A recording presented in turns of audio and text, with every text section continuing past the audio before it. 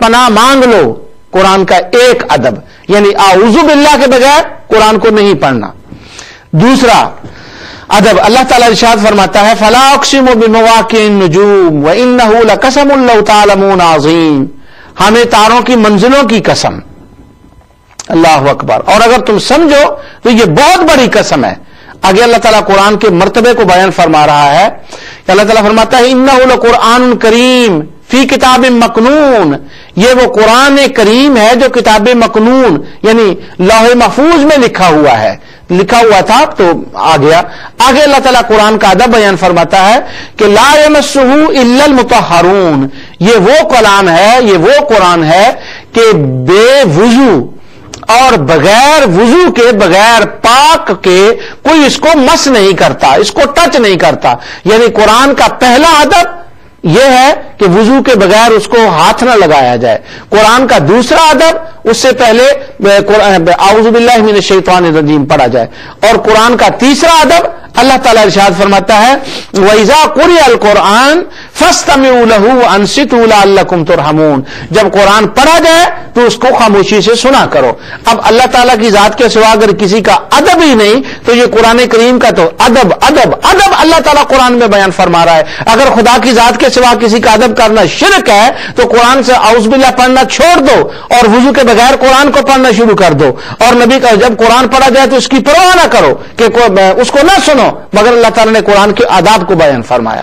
یہاں وہ اس فقہی مسئلے کی طرف میں نہیں جا رہا، ایک لیکن اشارہ کر دیتا ہوں میں کہ یہ جو قرآن شریف کو وضو کے ساتھ ہاتھ لگانا یا بغیر وضو کے، جو بعض لوگ ہیں وہ کہتے ہیں کہ قرآن شریف کو بغیر وضو کے ہاتھ لگا لو، اور خصوصی طور پر جو عورتیں ہیں وہ جو خاص ایام میں ہوتی ہیں جب انہوں نے نماز نہیں پڑھنی ہوتی، تو ہم اہل سنت و جماعت حنفی کہتے ہیں کہ وہ قرآن کریم کی تلاوت نہیں کر سکتی، قرآن کو ٹچ نہیں کر سکتی، کیونکہ اللہ تعالیٰ نے فرمایا لا یمسہ الا المطہرون، کہ اس کو تو صرف پاک ہی ہاتھ لگاتے ہیں، جب پاک ہو تو قرآن کو مس کریں، ٹچ کریں، ورنہ نہیں کر سکتے۔ پر بعض احباب وہ ہیں، وہ علامہ ابن حزم نے اپنی کتاب المحلہ کے اندر اس کے اوپر ایک باب باندھا کہ نہیں، عورتیں قرآن کی تلاوت کر سکتی ہیں، وہ مسجدوں میں بھی جا سکتی ہیں، سارا کچھ کر سکتی ہیں۔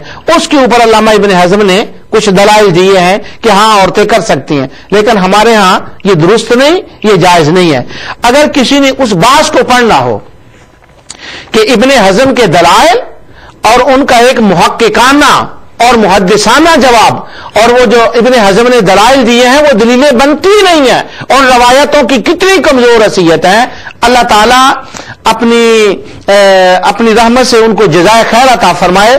علامہ غلام رسول سعیدی صاحب نے اسی صورت واقعہ کی تفسیر کے اندر فلا اقسم بمواقع لا یمسہ الا المطہرون کے اندر ابن حزم کے اور ابن حزم کے تمام ماننے والوں کے دلائل کے پرخشے اڑا کے رکھ دیے، اور محققانہ محدثانہ بات کی ہے کہ عورت کو اجازت نہیں کہ وہ ان ایام میں مسجد کے اندر جائے، یہ بھی جائز نہیں ہے، وہ قرآن کو ہاتھ لگائے، یہ بھی جائز نہیں ہے، اور بغیر وضو کے قرآن کریم کو ہاتھ لگانا یہ بھی جائز نہیں ہے۔ اس کے اوپر انہوں نے تفصیل سے لکھا، لیکن میں یہ عرض کر رہا تھا کہ ادب اللہ کے سوا ہوتا ہے۔ اللہ تعالیٰ نے اپنی ذات کے سوا دوسروں کی عزت کا بھی حکم دیا، ادب کا بھی حکم دیا، ان کو عزتیں عطا فرمائی، اور اس میں کوئی حضور علیہ الصلوۃ والسلام کو ان کے مقام سے نہیں بڑھا سکتا، چاہے بھی تو آگے نہیں کر سکتا، کیونکہ اس کے اوپر تو مقام ہی کوئی نہیں ہے۔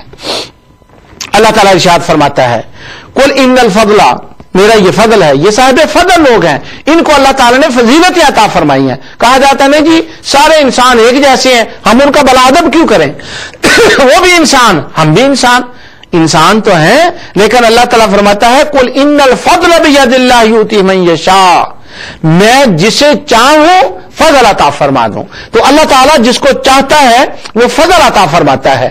تو چونکہ یہ عظیم لوگ ہیں، یہ اعظم لوگ ہیں، یہ فضیلت والے لوگ ہیں، ان کو اللہ تعالیٰ نے فضیلتیں عطا فرمائی، اس لیے ان کا ادب اور احترام ان کے درجے کے مطابق کرنا چاہیے، مگر رسول اللہ صلی اللہ علیہ وسلم کے احترام کے لیے کوئی درجہ، کوئی حد نہیں ہے، بس جہاں تک اللہ تعالیٰ ان کو لے گیا وہ آخری حد ہے، اس سے آگے حد ہے ہی کوئی نہیں، لہذا جتنا بھی کوئی ادب کر لے وہ حد سے باہر ادب مصطفیٰ کا ہو ہی نہیں سکتا۔ یہ جو ہمارے احباب ہیں خوارج دوست، وہ کہتے ہیں بات یہ ہے کہ نہیں، فضیلت والی صرف اللہ تعالیٰ کی ذات ہے، ادب والی صرف اسی کی ذات ہے. لیکن یہ بعض لوگ ہیں، یہ عرب ممالک میں کچھ ایسے لوگ ہیں کہ وہ جو بہت شادیاں کرتے ہیں تو ان کی بیویوں کے ساتھ معاملات بھی ایسے ہوتے ہیں لڑائی جھگڑے والے. تو اب وہ نہ حضور علیہ السلام کو افضل مانے، کہیں نہیں کسی میں فرق نہیں، سب انسان برابر ہیں، وہ بھی انسان ہے ہم بھی انسان ہیں، نہ اولیاء کی فضیلت مانے نہ دیگر انبیاء کی، سب برابر ہیں. لیکن ایک مقام ان کے اوپر آتا ہے، چونکہ شادیاں زیادہ کی ہوتی ہیں، ایک مقام زندگی میں ان کے اوپر آتا ہے کہ جب ان کو فضیلت یاد آ جاتی ہے. وہ فضیلت کیا یاد آتی ہے؟ یہ باتیں کچھ امانتیں ہوتی ہیں اس لیے میں وہ باتیں نہیں کرتا، میرے علم میں ایسی ہزاروں باتیں ہیں کہ وہ جب وہ مقام آتا ہے تو ان کو اپنی فضیلت یاد آ جاتی ہے. بیویوں کے ساتھ جب وہ بات کرتے ہیں تو اگر بیوی اپنا حق مانگے یا بیوی یہ کہے کہ میں بھی انسان ہوں، میں بھی تمہارے برابر ہوں، تو اب ان کو یہ قرآن کریم کی آیت یاد آتی ہے جس کو اللہ تعالیٰ نے قرآن کریم میں سورہ النساء اور آیت 34 ہے. اللہ تعالیٰ فرماتا ہے الرجال قوامون علی النساء بما فضل اللہ بہ بعضهم علی بعض. سبحان اللہ. مرد عورتوں پر قوام ہیں، حاکم ہیں، اس لیے کہ خدا نے ان کو مردوں کو عورتوں سے افضل بنایا ہے. اب کسی کی فضیلت نہ ماننے والے جب عورتوں کے اوپر رعب جمانا ہوتا ہے نا تو یہ فضیلت بیان کرتے ہیں کہ دیکھو اللہ نے ہمیں تمہارے اوپر فضیلتیں عطا فرمائی ہیں. سبحان اللہ.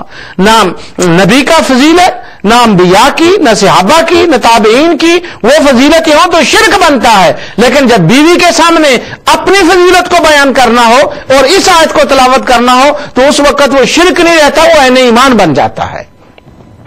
تو اگر یہ قبول ہے کہ بندے کا درجہ اللہ تعالیٰ نے عورت سے زیادہ بنایا ہے تو فضیلت اس کو دی ہے، تو پھر تو اگر آپ کا ایک درجہ کسی سے اوپر ہے تو آپ سے بھی کسی کا اور درجہ اوپر ہے، اس سے بھی کسی کا اور درجہ اوپر ہے، اور آخری درجہ کائنات کے والی محمد رسول اللہ صلی اللہ علیہ وسلم کا ہے. تو پھر وہ فضیلت کیوں نہیں مانتے؟ یہاں میرے موضوع سے یہ ڈائریکٹلی اس بات کا لنک نہیں ہے، لیکن چونکہ بچیاں بھی پروگرام سنتی ہیں تو یہاں ایک غلط فہمی نہ ہو جائے کوئی، اس لیے میں اس بات کو کلیئر کر دوں. اس میں جو اللہ تعالیٰ نے ارشاد فرمایا ہے کہ فضل اللہ بعضهم علی بعض الرجال قوامون علی النساء، کہ مرد عورتوں پر حاکم ہیں اور بعض کو بعض کے اوپر اللہ تعالیٰ نے فضیلت عطا فرمائی. اور ایک دوسری آیت میں اللہ تعالیٰ ارشاد فرماتا ہے وَلِلرِّجَالِ عَلَيْهِنَّ دَرَجَاتٌ، اور مردوں کا ایک درجہ عورتوں کے اوپر ہے.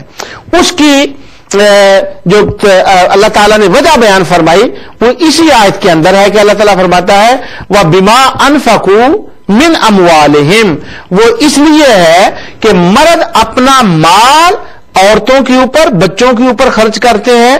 وہ جو رسپانسبلٹی مردوں کو دی گئی ہے نا اس فضیلت کا ذکر ہے، ورنہ نفس انسانیت میں اس کا ذکر نہیں ہے. جیسے ہمارے خوارج دوست تو صرف جب وہ بیویاں اور کرنی ہوتی ہیں تو ان کو یہ آیت یاد ہوتی ہے. یہ تو بما انفقوا من اموالہم ہے کہ یعنی وہ اپنا مال خرچ کرتے ہیں، اس درجے میں ان کو فضیلت ہے. اس کی میں ایک مثال دوں. ایک سکول ہوتا ہے اور سکول کے اندر کئی ٹیچرز ہوتے ہیں، ان کا ایک ہیڈ ٹیچر ہوتا ہے. اب انسان ہونے میں دیکھیں تو وہ برابر ہوں گے، مگر اگر رسپانسبلٹی میں دیکھیں تو ان کا ایک درجہ اوپر ہے. اسی طرح مینیجر کر لیں، چیف منسٹر کر لیں، وزیر اعظم کر لیں کہ ان کے نیچے بھی وزیر ہوتے ہیں. تو اسی طرح میاں اور انسان، جو انسان ہونے کے ناطے کہ جو اللہ کے حضور کوئی عمل کرے، اللہ تعالیٰ خواہ وہ عورت کرے یا مرد کرے، اللہ ان دونوں کو برابر کا اجر عطا فرماتا ہے. قرآن کریم میں اللہ تعالیٰ نے ارشاد فرمایا من عمل صالحا من ذکر او انثی وهو مؤمن فلنحیینہ حیاتا طیبہ، کہ مرد نیک عمل کرے یا عورت نیک عمل کرے اللہ دونوں کو درجے عطا، دونوں کو اس کا اجر عطا فرماتا ہے. فلنحیینہ حیاتا طیبہ، اللہ فرماتا ہے میں دونوں کو پاکیزہ زندگی عطا فرماتا ہوں، اس جہان میں بھی پاکیزہ، اگلے جہان میں بھی پاکیزہ زندگی عطا فرماتا ہوں. تو یہ اس کا معنی ہے. میں وہ ٹیکنیکل اس بات میں نہیں جانا چاہتا کیونکہ اس وقت دنیا میں یہ بڑی ڈیبیٹ چل رہی ہے.